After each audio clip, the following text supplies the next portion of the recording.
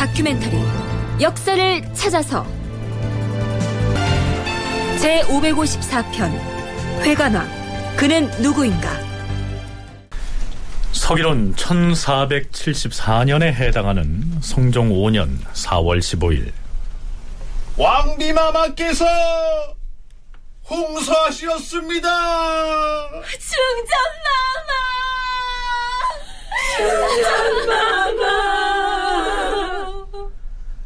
공해의 왕후 한씨가 사망을 합니다.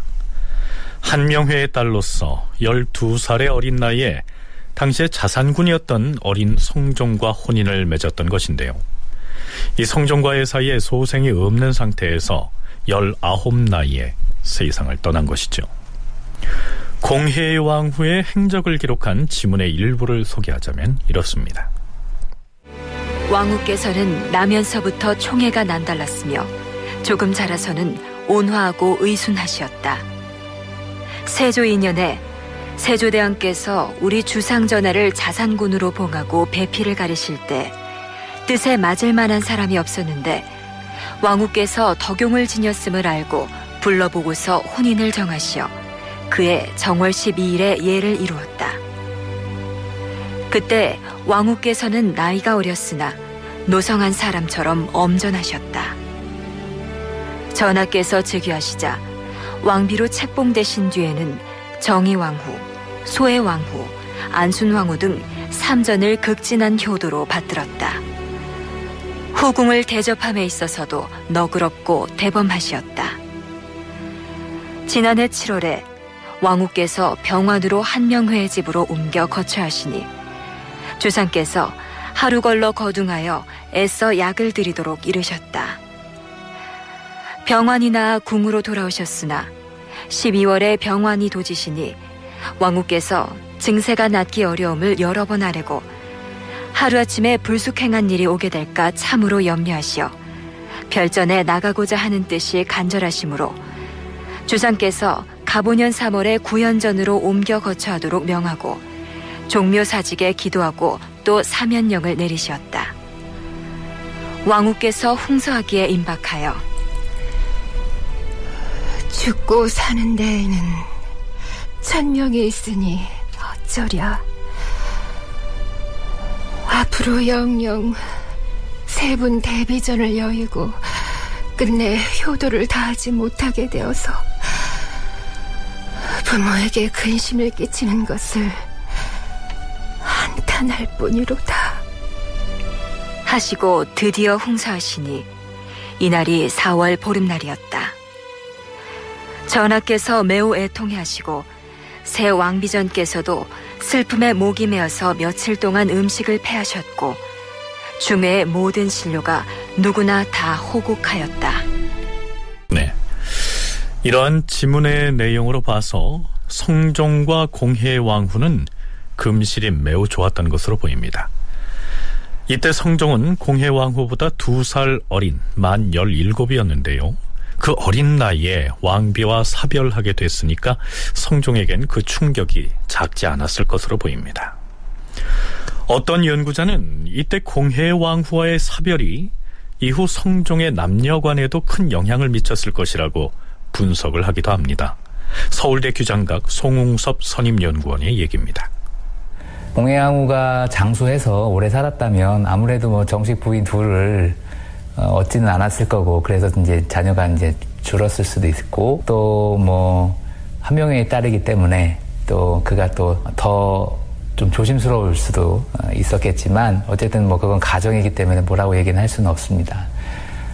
다만 이제 공해 왕후의 사망이 결국 이제 패비 윤 씨를 알고 있는 또 다른 왕비를 맞이해야 했고, 또 패비가 되는 과정에서 정현 왕후가 또 두 번째 계비로 들어서게 되는 이런 상황들이 이제 겹쳐지게 되면서 본의 아니게 이제 여자 문제가 불거지고 있는, 그렇기 때문에 아마도 성종에 대한 어떤 시선 속에는 여인과 관련된 이런 얘기가 좀 상대적으로 많아질 소지가 있지 않은가. 네, 지난 시간에도 살펴봤듯이 성종은 학문을 좋아하는 호학군주로 정평이 나 있는데요. 하지만 그 명성에 맞지 않게 매우 복잡한 여성관도 보이죠. 그 배경에는 공해왕후의 요절이 어느 정도 영향을 미친 것으로 보입니다. 그런데요, 경희대 한춘순 교수의 의견은 또 이렇습니다. 제가 찾아본 결과 성종 1년에 벌써 수구의 홍씨가, 이 수구의 홍씨는 7남 3녀를 출산을 하거든요. 성종 1년에 이미 수구의 홍씨가 궁중에 들어옵니다. 그러니까 궁중에 들어왔다는 것 자체가 뭐 그때 당장에 출산을 하고 이런 것은 아니지만 이미 후궁을 성종 즉위한 이후부터 지속적으로 드리고 있다라는 걸 시사받을 수가 있고요. 또 성종 10년에는 구세인 권씨가 수기의 예로 들어와서 수건으로 승격이 됩니다. 그러니까 성종 1년에도 벌써 이미 후궁 예비 후보가 들어와서 생활하고 있었고, 성종 10년에도 9살 구세인 후궁의 후보가 들어온 것을 볼 때에 성종이 13살 어린 나이에 즉위를 했는데 즉위하자마자 후궁을 들이기 시작한 것은 조속히 왕자를 생산해서 후계 구도를 튼튼히 하기 위한 대비 등의 배려였지 성종 자신의 의지가 아니었다는 얘기입니다. 그리고 나중에 다루겠지만 야사에 나오는 것처럼 성종이 잦은 술자리를 가지고 황음을 일삼은 것처럼 묘사된 부분 역시 성종의 편을 들어서 해명을 하자면 대비를 3명이나 받들어야 했고 노 대신들을 배려해야 했던 환경을 참작해야 한다. 송웅섭 연구원의 견해는 그러합니다. 성종에게는 3대비가 있어요. 정의왕후와 예종비와 자신의 모친, 이 3대비가 있기 때문에 아무래도 이 3대비를 위한 연회가 많을 수밖에 없고, 또 이제 그 노 대신 공신들이 상대적으로 초반까지는 많이 있었기 때문에 또 그들을 위한 자리들, 또 이제 본인이 선택된 군주이기 때문에 종신들과의 우호적인 관계를 유지하기 위한 연회들, 이런 것들이 상대적으로 좀 학문을 좋아했던 군주임에도 불구하고 그러한 기회들을 연회를 자주 할 수 있게 하는 계기가 되지 않았을까. 뭐 그런 차원에서 보면 어떤 이런 여인과 관련된 부분들에 있어서도 연관되는 부분들은 없지 않을 것 같다. 그렇다면 자신의 딸인 공해왕후가 세상을 떠남으로써 그동안 국구, 즉 임금의 장인으로서 권세를 누려온 한명회의 입지에는 변화가 없었을까요? 한명회는 공해왕후가 사망하자마자 슬픔에 겨워하며 대비를 찾아갑니다. 대비마마, 노신이 너무 오래 살았나 봅니다. 상당군은 어찌 그런 말씀을 하시는 게요? 노신이 죽지 않고 이 나이까지 살다 보니 생전에 이런 대고를 치르나 봅니다.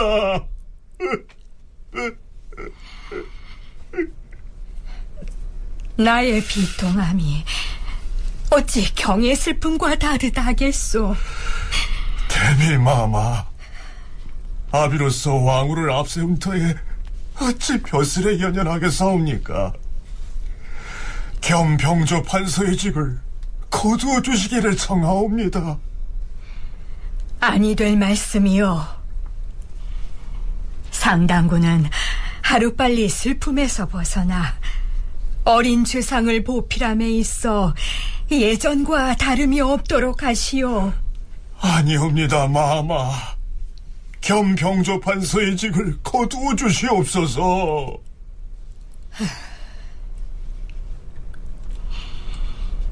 정이 그러하시다면 겸판서를 바꾸어서 좌의정을 제수하도록 하겠소. 아니, 좌상이라니요? 어인 말씀이시옵니까? 경을 사양하지 말고 마음을 다하여 나라 일을 돕도록 하시오. 망극하옵니다, 대비마마. 자, 이 대목을 잘 살펴볼 필요가 있는데요. 당시에 한명회는 겸병조판서의 직을 유지하고 있었습니다.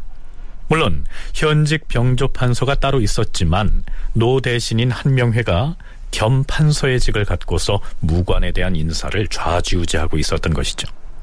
그런데 자신의 딸인 왕비가 사망하자마자 그 겸판서의 직을 내려놓겠다고 대비를 찾아갔는데 대비는 오히려 그보다 지위가 더 높은 좌의정의 벼슬을 제수한 것이죠. 자, 형식적으로는 한명회의 벼슬이 더 높아진 것처럼 보이는데요. 실속으로도 그랬을까요? 한춘순 교수의 얘기를 들어보시죠.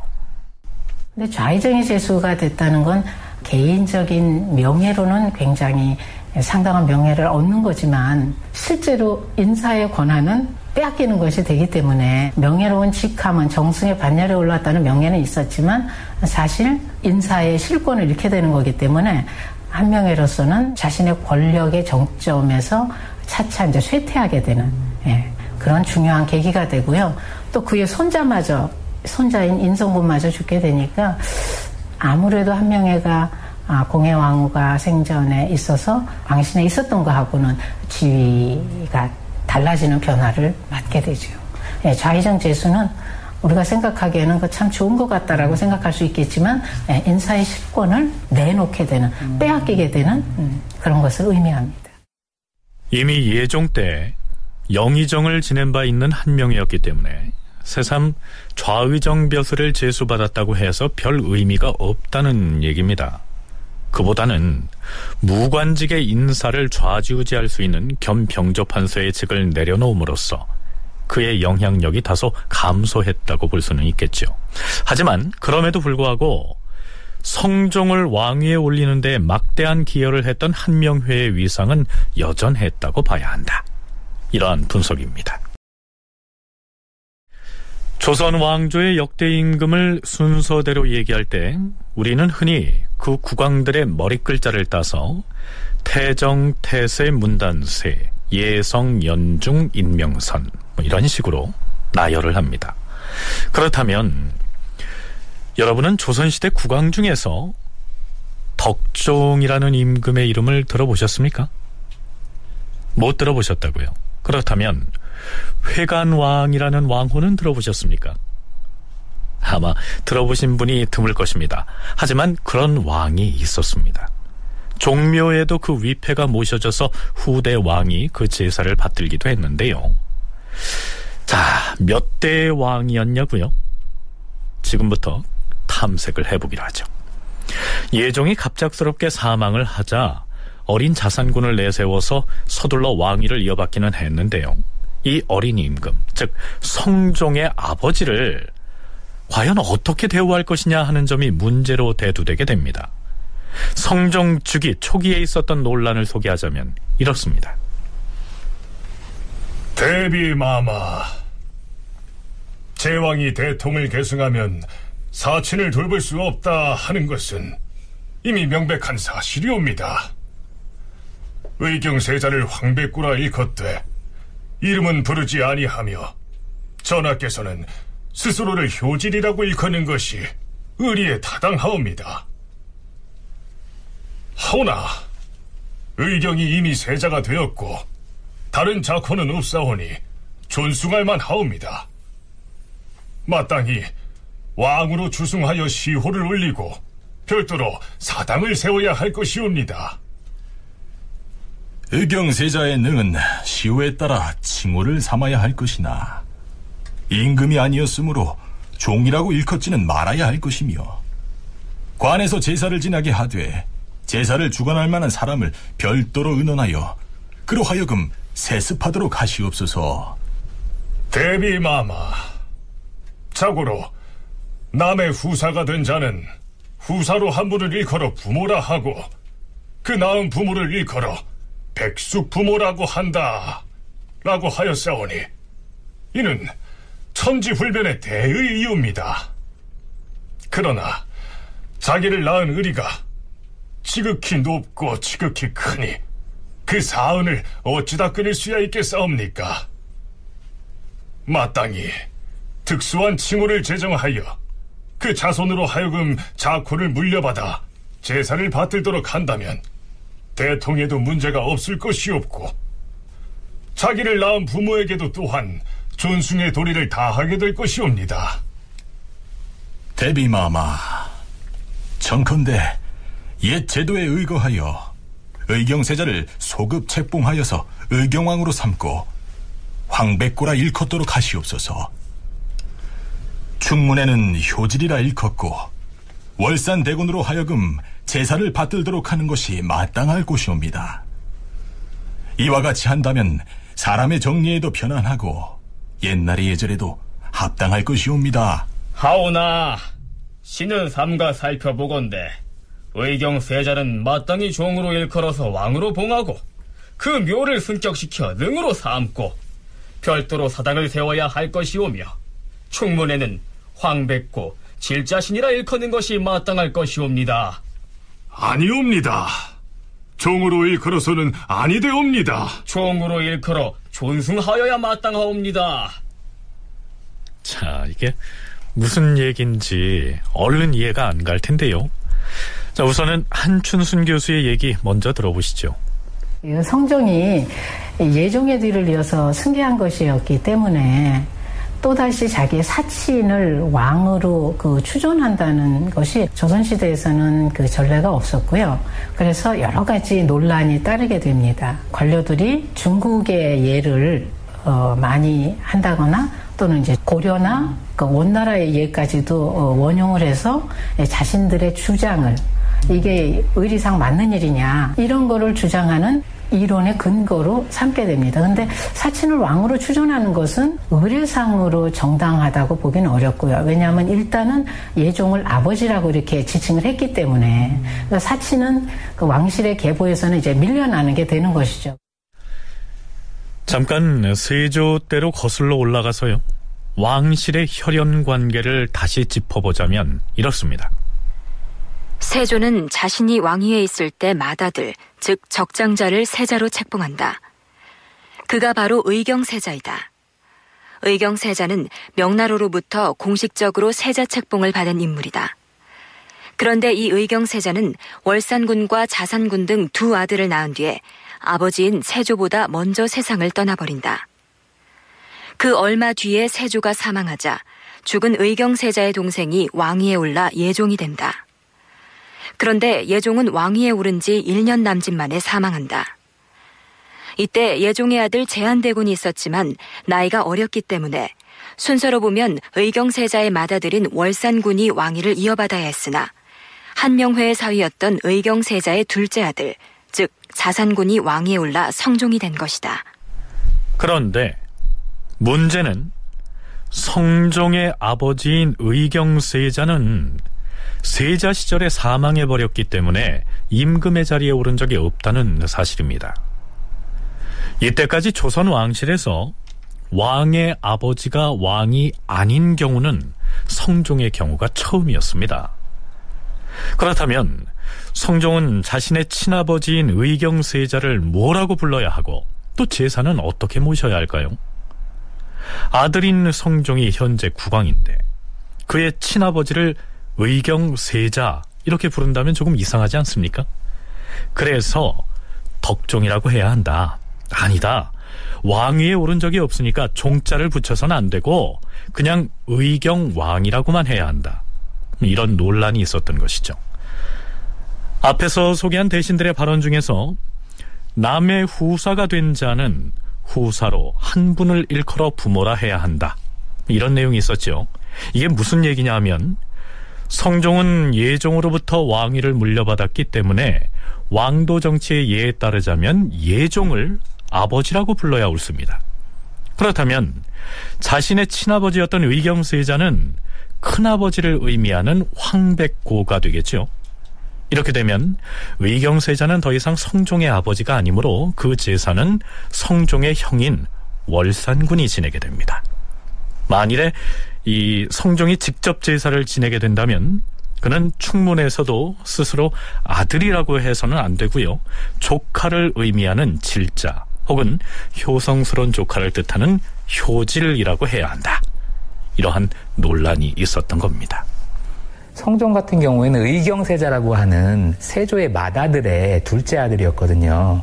그리고 그 의경세자는 예종의 친형이기도 하죠. 그리고 세자라고 하는 명호를 보면서도 알 수 있듯이 이미 중국으로부터 세자의 책봉을 받은 사람이에요. 그러니까 예종의 친아들은 아니지만 어떤 면에서 보면은 그 정상적으로 오래 살았으면 의경세자가 왕이 됐을 것이고, 사실 그래서 다른 경우하고는 조금 더 다른 모습들이 있었던 것이죠. 그러니까 부묘라든가 왕으로 추승하려고 하는 어떤 그런 입장에서도 의경세자가 가지고 있는 어떤 이러한 특징들 때문에 좀 더 강경하게 그 뭐 예법에 문제가 될 수도 있지만 그래도 이건 다른 케이스다라고 이제 얘기가 할 수가 있었던 것이고, 이런 복잡한 사정이 얽혀 있었던 것입니다. 그런데 성종 즉위 초에 있었던 이 논란은 성종 2년에 의경세자를 덕종으로 추존하고 그의 제사는 성종의 형인 월산군이 지내는 쪽으로 일단은 정리가 됩니다. 성종이 즉위한 지 5년째 되던 성종 5년 8월 13일, 성종이 승정원에 다음과 같은 내용의 교지를 내립니다. 과인이 중국에 주청하여 의경왕을 추봉하려고 하노라. 비록 명나라 황제로부터 인준을 받지 못하더라도 이 일은 오직 과인이 어버이를 위하여 마음을 다하는 것이니 불가함이 없을 것이다. 여러 원상에게 의논하게 하라. 이때 성종의 나이는 우리 나이로 19세였습니다. 비록 아직 수렴청정을 거두지는 않았기 때문에 대비의 도움을 받기는 했겠지만 이 시기쯤 되면 아마도 상당히 독자적으로 왕권을 행사했을 것으로 짐작이 됩니다. 그렇다면 원상들은 과연 어떤 반응을 보였을까요? 신숙주, 한영회, 홍윤성, 조성문, 김질, 윤자운, 성봉조 등이 이렇게 의논하였다. 전하, 예전에도 어느 대감이 이 일을 말한 이가 있었사옵니다. 그때 신등이 생각하기를 전하께서 대통을 이어받으셨기 때문에 대의에 입각하여 생각한다면 친아버지를 돌아보지 않아야 하옵니다. 그런 이유로 즉위한 초년에는 갑자기 왕으로 추존하기를 청한다는 것이 진실로 미안한 일이었사옵니다. 하오나 이제는 즉위한 지 이미 여러 해가 되었으니 추청하는 것이 가할 줄 아옵니다. 그러자 정인지와 정창소는 이렇게 의논하였다. 주상 전하, 대통을 이어받은 군주로서 사친을 돌아보지 아니하는 것은 예의옵니다. 대감들이 비록 추청한 말이 있었더라도 예부에선 예법에 의거하여 그 추청에 따르지 아니할 것이오니 유익함이 없을 뿐만이 아니라 중국에서도 우리 조정을 가리켜 예를 모른다 할 것이옵니다. 또한 조선에서는 개국 초기에 4대를 왕으로 추전하였는데도 중국에 시호를 청하지 아니하였으니 추청할 필요가 없사옵니다. 그런데 임금은 신숙주 등의 의논에 따랐다. 자, 즉위 초에 있었던 논란과 비슷한 의견들이 오가는데요. 신숙주와 한명회 등은 임금이 대통을 이어받았으면 사친, 즉 친부모를 살피지 않고 자신에게 왕위를 물려준 임금을 아버지로 섬겨야 한다는 것이 대의로는 맞다고 인정을 하면서도 그래도 이제는 중국에 의경왕을 추봉해 주도록 청해볼 만하다, 이러한 주장을 폈던 것이죠. 이에 반해서 정인지와 정창소는 중국에 그런 주청을 해봤자 오히려 조선은 예의를 모른다 하는 꾸중만 들을 것이라고 반대합니다. 그런데 성종은 신숙주 등의 의견을 좇아서 중국에 사신을 보내겠다고 천명을 합니다. 추송이라 할지라도 중국으로부터 이제 책봉을 받는 것은 이제 필요한 절차라고 얘기할 수가 있고요. 이제 다만 성종의 경우에는 법통상으로 보면 예종의 뒤를 잇는 것이거든요. 그렇기 때문에 죽은 의경세자, 본인의 부친, 사친이죠. 이런 사친을 이렇게 왕으로 추승하는 거에 있어서는 예에 있어서 문제가 될 수 있는 부분입니다. 그러니까 한마디로 얘기해서 양자로 갔는데 양자로 간 그 부친을 더 공경하기보다도 자기의 생부를 더 기리는 이런 모습이 문제가 될 수 있듯이 인정상으로는 그런 부분들이 충분히 이해가 될 수 있지만 어쨌든 예종의 법통을 잇고 있는 성종이 자신의 부친을 추승하는 거는 예법상에서 문제가 있어서 이 부분이 이제 논란이 될 수가 있었던 것이죠. 그로부터 열흘쯤이 지난 성종 5년 8월 24일 중국에 사신을 보내서 성종의 아버지인 의경세자를 정식으로 왕으로 추존하는 문제를 두고 경론이 벌어집니다. 먼저 예문관에서 반대의 목소리를 내는데요. 그 내용은 이렇습니다. 주상 전하, 신등이 듣건대 장차 우의정 김지를 중국에 보내서 의경왕의 시호를 청하려고 한다 하니 신등은 생각하건대 전하께서 만극한 은혜를 추모하는 마음을 스스로 그만둘 수 없어서 존숭하는 도리를 다함으로써 정성과 효도로 펴보자 하시니 감격의 눈물을 감추지 못하겠사옵니다. 하오나 신등이 생각건대 사신을 보내서 주청하는 것은 의리 합당하지 않사옵니다. 예에 이르기를 남의 후계가 된 자는 그의 아들이 된 것이니 사친을 돌아보아서는 아니 된다고 하였사옵니다. 그 까닭은 공경하고 사랑하는 마음이 만약 양쪽으로 나누어지면 아니 되기 때문이옵니다. 그러므로 한나라 선제는 효소제의 후계가 되어 끝내 위태자 사황선을 추존하지 아니하였사옵고 광무제는 위로 원제를 계승하였으나 역시 거록 남돈군을 추존하지 아니하였사오니 이 두 임금은 후하게 할 곳에 박하게 한 것이 아니오라 의리에 감히 그럴 수가 없기 때문에 하지 않은 것이옵니다. 전하, 전하께없어 대통을 이으신 지 무릇 6년이 되었사옵니다. 이제는 천지, 산천, 사직의 신과 하늘에 계신 조중의 영이 전하를 예종의 후사라고 하지 않는 이가 없사오며 전하도 사친을 돌아보아서는 아니 되기 때문에 의경세자를 위하여 따로 사당을 세우고 의경왕으로 추존하며 그 후계자로 하여금 제사를 받들게 하였사옵니다. 이것은 온 나라 시민이 모두 예에 적합함을 알고 있사오며 일이 순서대로 된 것이 이보다 나을 것이 없사옵니다. 하온데 이제 이르러 아무런 연유도 없이 사신을 보낸다면 황제가 반드시 이상하게 생각할 것이옵니다. 만일에 주청을 하였다가 황제의 허락을 얻지 못한다면 이는 곧 황제가 의경왕을 왕으로 삼는 것을 허락하지 않는 것이 되옵니다. 황제가 왕으로 삼기를 허락하지 않으면 전일에 우리가 추존하였던 호를 그대로 두기도 차마 못할 것이옵고 그렇다고 호를 낮추는 것도 차마 못할 것이온데 일이 만약 이렇게 된다면 전하는 장차 어떻게 처리하시겠사옵니까? 신등은 이미 의경세자를 높여서 의경왕으로 삼았사오니 명나라 황제에게 굳이 청할 필요가 없다고 여기옵니다. 우리가 황제에게 주청하지 않고 시행한 것은 이 일뿐만이 아니옵니다. 우리 종묘의 열성의 존호와 묘를 어찌 모두 천자에게 주청하여 정한 것이옵니까? 사신을 보내어 주청하는 것은 마땅하지 않사옵니다.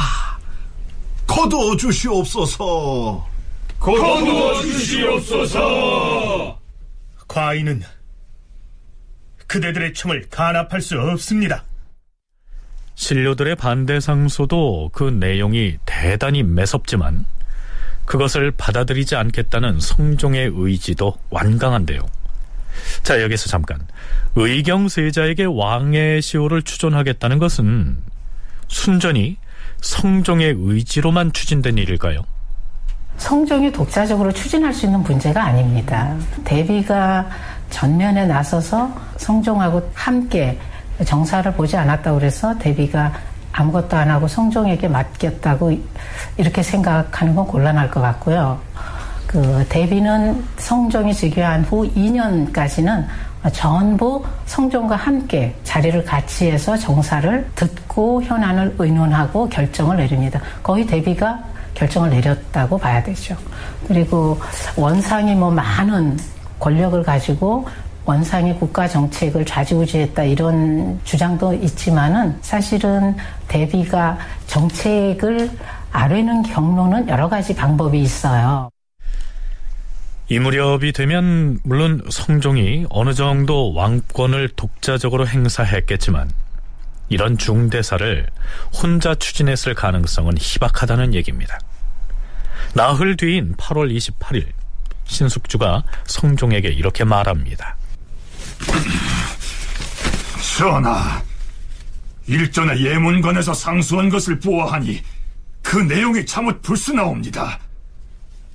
주상께서 즉위하신 초기에는 친부이신 의경세자를 왕으로 추존하도록 청하는 것이 사정이 어려워서 실행하지 못하였사오나 이제는 청할만 하옵니다.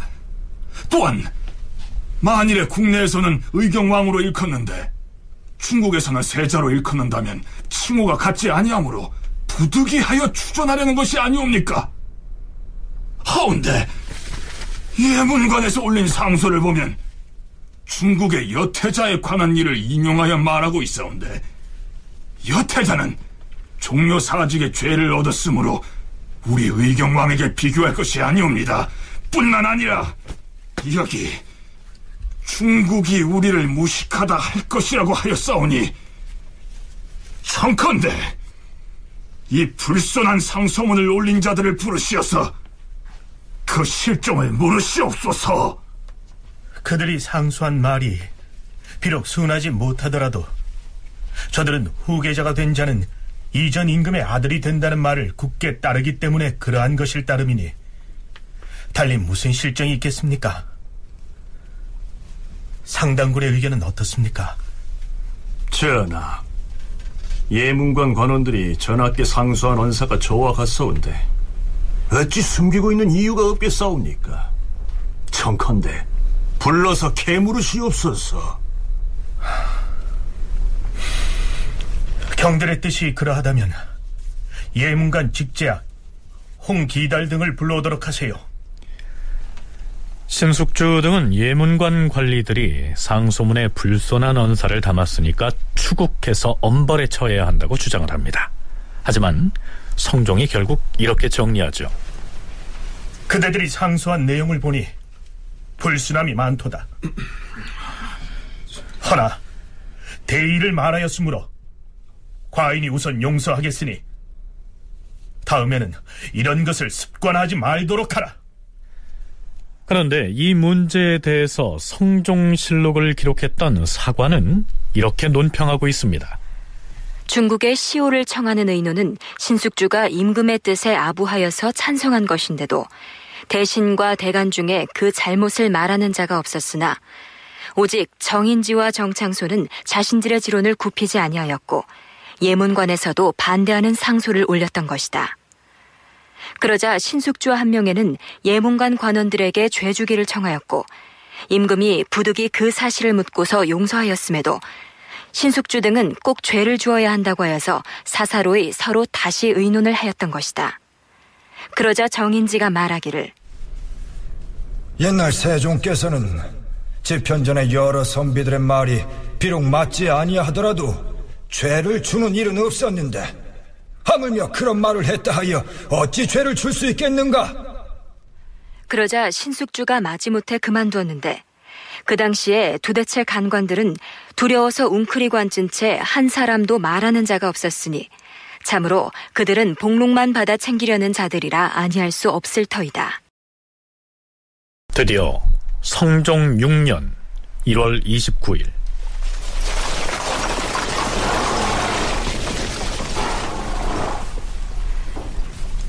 북경에 갔던 주문사 김질과 부사 이계손이 돌아왔다. 임금이 모화관으로 나가서 황제의 칙서를 맞이하는 의식을 가졌다. 황제가 칙서에서 이렇게 일렀다. 조선 국왕의 주문을 잘 받아 읽었도다. 왕의 부친인 이휘는 먼저 세자에 봉해졌으나 일찍이 죽고 왕의 모친인 한씨는 살아있으나 모두 명호를 얻지 못하였도다. 본시 왕통을 계승한 자는 자신의 친부를 돌아볼 수 없게 되어 있으나 부모를 현양하려는 생각이야 어찌 그만두게 할 수 있겠는가. 짐은 그대의 효성스러운 마음을 잘 알겠도다.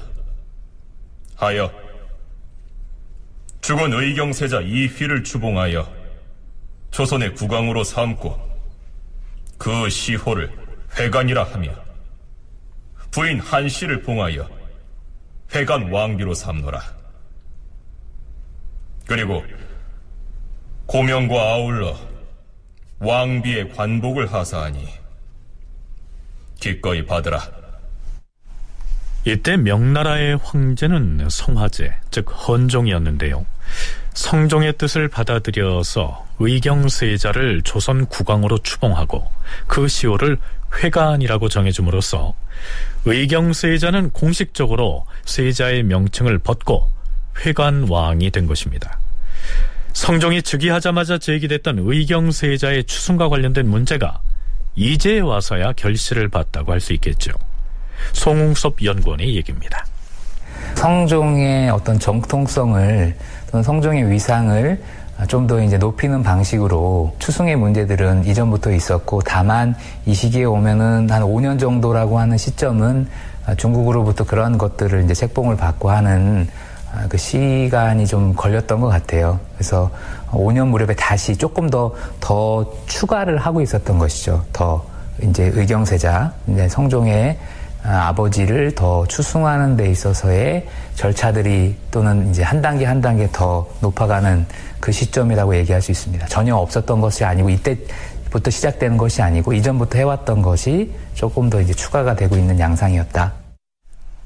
의경세자에 대한 일련의 추승 과정이 실록에는 성종에 의해서 이루어진 것으로 되어 있지만, 한춘순 교수는 이 일이야말로 전적으로 대비인 정희왕후가 추진했다고 단언을 합니다. 정책을 듣고 정책이 전달하고 그것을 결정하는 구조는 변하지가 않습니다. 단지 성종의 정치적인 입장을 세워주기 위해서 그렇게 하는 것일 뿐이지요. 그래서 이런 의경왕을 추봉하고 회관왕의 그 중국에 가서 이런 시호를 받아오고 이런 문제는 아무리 성종이 10세 후반이 돼서 또 경연에서 공부를 열심히 해서 굉장한 실력을 닦았다고 하더라도 독자적으로 추진할 수 있는 문제가 아니고요. 이거는 대비가 한 것이 분명하고, 대비가 왕실에 관련된 여러 가지 전례 문제 이런 걸 한 건 너무나 많습니다. 이건 성종이 한 게 아니라 대비의 의중입니다. 네, 그럼에도 불구하고 이때쯤 되면 성종이 대비나 혹은 원상으로 상징되는 훈구 대신들의 영향권으로부터 일정 부분 벗어나서 국왕으로서의 독립성을 상당히 갖췄고, 아버지인 의경세자의 추승 과정을 통해서 이러한 의지가 크게 발휘됐다, 이렇게 볼 수 있겠죠. 네, 그렇다면 여기서 의경세자를 회관왕으로 봉한다는 명나라 황제의 직서를 받아온 때로부터 7개월가량이 지난 성종 6년 9월로 건너뛰어 볼까요? 이때는 성종이 대비의 수렴 청정을 벗어나서 친정을 시작하기 불과 서너 달 전입니다.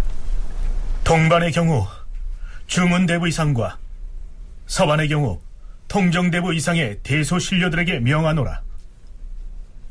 회관대왕의 부묘에 대한 가부를 의논하여 아래도록 하라. 쉽게 말해서 일정관 등 이상의 동반과 서반, 즉 문무관리들에게 회관왕의 부묘에 대해서 의논하도록 명을 내린 것입니다. 그렇다면 이 부묘라는 것이 무엇일까요?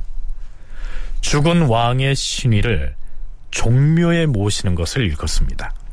그러니까 성종이 본래 왕이 아니었던 자신의 아버지 의경세자에 대해서 중국에 사신을 보내서 회관이라고 하는 시호를 받아옴으로써 결국 회관왕으로 추승하는 데에는 성공하지 않았습니까? 그런데 거기에서 한 걸음 더 나아가서 바로 그 회관왕의 위패를 임금들의 신의를 모신 종묘에다가 당당하게 모셔놓고 제사를 지내고 싶다. 그러니까 종 3품 이상의 관리들을 참여시켜서 찬성하는지 반대하는지 의논을 해봐라, 이렇게 명을 내린 것이죠. 그 추승하려고 하는 입장에서 봤을 때 부묘는 모든 절차의 이제 완성 단계라고 얘기할 수 있습니다. 그래서 왕으로서의 어떤 추승과 그런 것들을 이제 종묘에 그의 신주를 이제 모심으로써 거의 이제 추승의 거의 끝 단계를 이루는 것이 이제 부묘라고 얘기할 수 있고, 그래서 부묘를 추진했던 입장 속에서는 이제 그 회관이라고 하는 시호를 이제 명으로부터 이제 받은 뒤에 부묘까지 이제 이루려고 하는 시도를 하고, 또 그러다 보니까 예법에 어긋나는 일이다라고 하는 입장을 갖고 있는 사람들이 거기에 대해서 또 반대를 하고 또 이제 또 찬성을 하고 뭐 이런 과정에서 이제 논란이 더 많아질 수밖에 없었던 것이죠. 자, 그럼 이번엔 어떤 의견들이 나왔는지, 그리고 어떤 사람들이 회관왕을 종묘에 부묘하는데 찬성하거나 혹은 반대를 했는지 그 논의 과정을 살펴보죠. 회관대왕의 부묘에 대한 가불을 의논하니 영의정 정창손, 좌의정 한명회, 창녕부원군 조성문, 무송부원군 윤자운, 우의정 윤사흔, 광산부원군 김국광, 영중추부사 김수온, 판중추부사 이석형 등은 이렇게 의논하였다.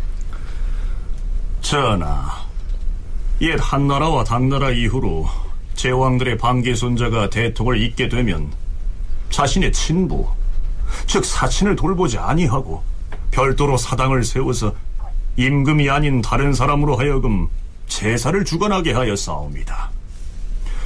그동안 회관대왕은 월산대군이 제사를 받들어 모셔왔사오니 이제 와서 종묘에 모셔서 제사를 지내는 것은 제도에 맞지 않사옵니다. 전하께서 효도가 망극하시어서 종묘에 부지하려고 하시는 것은 지극한 효성에서 비롯된 생각이라 신등이 어찌 우러러 그 거룩한 뜻을 본받지 않겠사옵니까?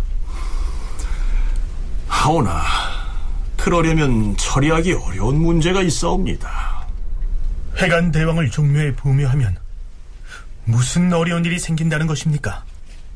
전하, 만약에 회관왕을 종묘에 부제하고서 주상 전하께서 친아버지로 받들어서 제사를 지내면서도 충문에서는 황백고, 즉 큰아버지라고 일컫는다면 이는 종묘에 부묘한 의미가 없는 것이옵니다.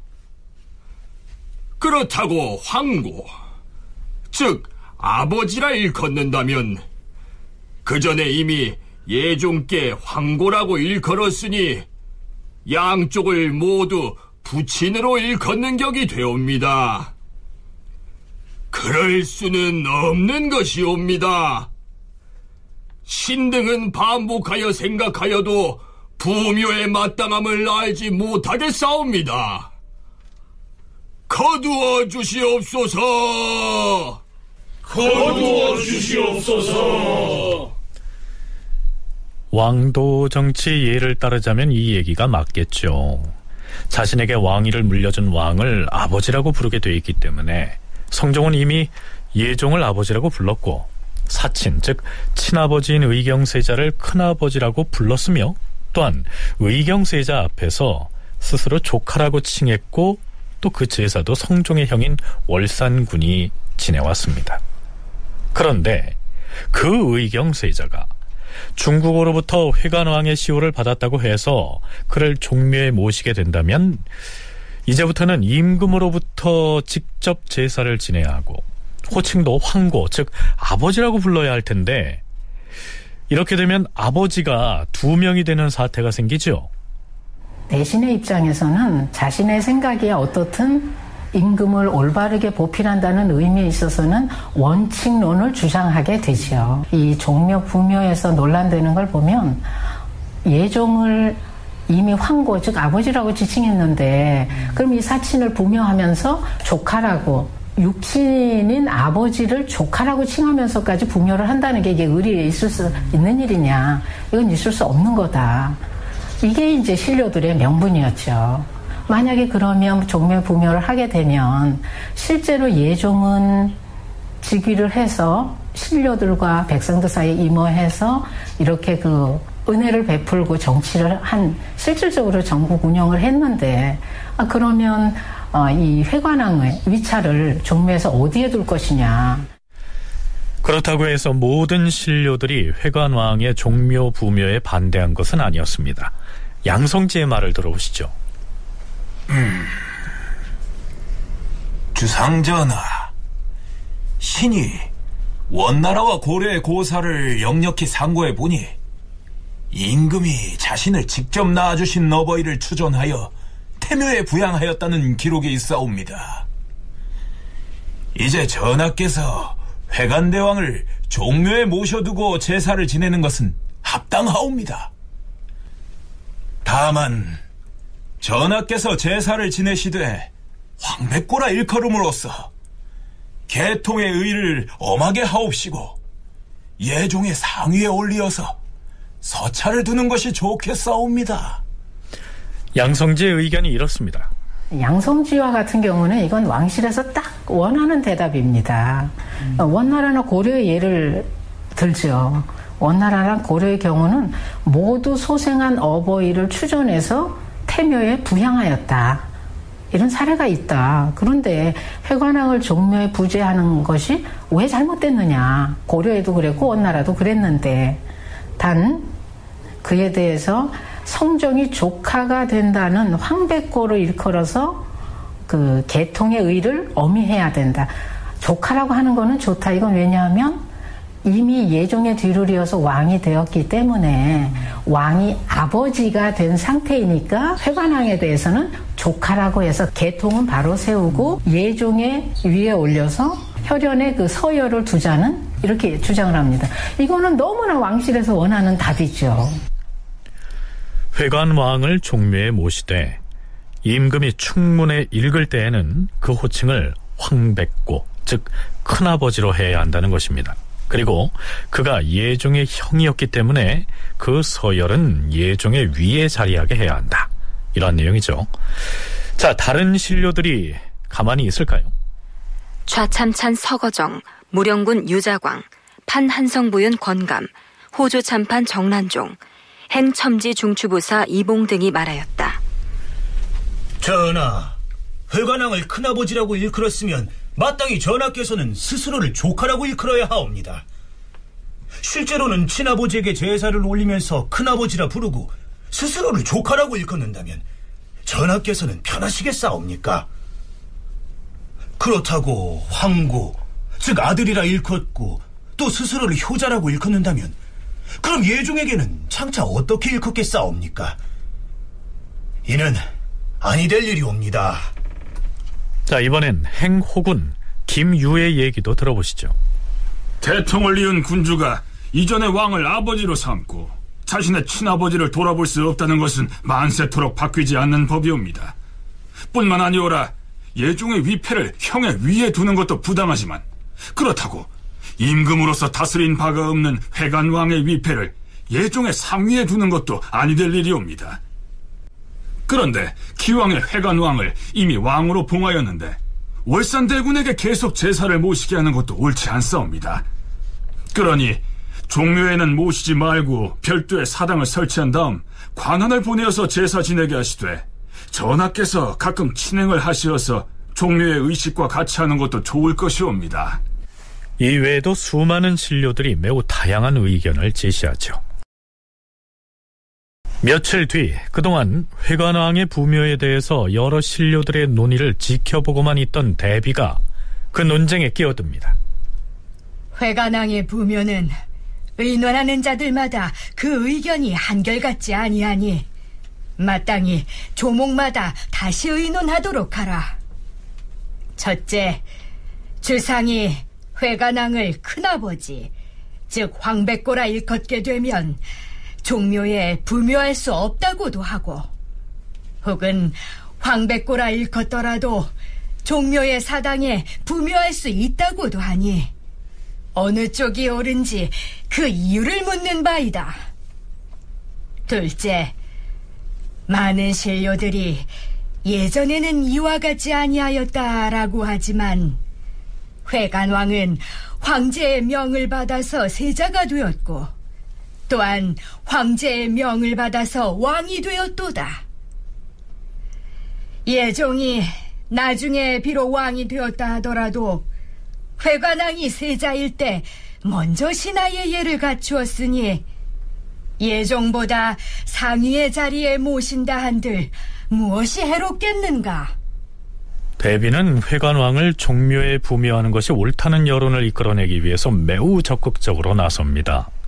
사실 대비에게 있어서 회관왕, 즉 의경세자도 아들이고 예종도 아들이죠. 하지만 임금 노릇을 해본 적이 없는 회관왕을 국왕으로서 1년이 넘게 통치를 했던 예종보다 윗자리에 모신다는 것은 아무리 봐도 무리한 논리로 보이는데요. 대비는 왜 이렇게 적극적으로 나서고 있는 것일까요? 정의왕후 입장에서 봤을 때는 세조의 아들들이 다 조사한 거잖아요. 그리고 제일 먼저 준 큰아들의 둘째 아들이 왕 위에 오르게 됐던 것인데, 어떻게든 간에 지금 이 성종이 왕위에 오른 성종이 정치를 안정적으로 하고 안정적으로 할 수 있기 위한 여러 가지 기반들을 본인이 이제 만들어줄 필요가 있다라고 하는 부담을 갖고 있었던 입장인 것이죠. 그랬을 때 부묘하는 문제로 인해서 신하들 사이에서 여러 가지 논란이 많고, 전반적인 기조는 심지어 처음에는 한 명에조차도 부묘에 대해서 반대를 하거든요. 그런 양상에서 이제 정의왕후가 대비가 이제 개입을 하면서 찬성하는 입장으로 의경세자였다, 다른 예와 다르다, 예종의 형이었다, 뭐 이런 부분들을 강조하면서 부묘를 시키고, 또 그것이 결국은 성종의 정통성을 확보를 하고, 성종 6년 9월 20일 성종이 승정원에 명합니다. 회관대왕을 종묘에 부묘하는 것을 원상들이 모두 옳지 못하다고 하나 과인이 반복하여 생각하건대 이는 진실로 정의에 합당하므로 이미 대비에게 아뢰어 윤호를 얻었도다. 이렇게 해서 국왕으로서 통치를 한 적이 없는 의경세자는 회관왕이라는 시호를 얻어서 종묘에 부묘되게 됩니다. 그것도 예종보다 상위에 자리하게 되는데요. 성종은 이런 논리를 내세우죠. 회관왕이 세자가 되었을 때 예종은 대군이었으니 비록 군신관계라고는 할 수 없겠으나 그 상하의 순서가 이미 정해졌던 것이다. 불행히 세상을 일찍 떠나서 대통을 계승하지 못했을 뿐이니 비록 예종의 위에 모신다 하더라도 무엇이 해롭겠는가?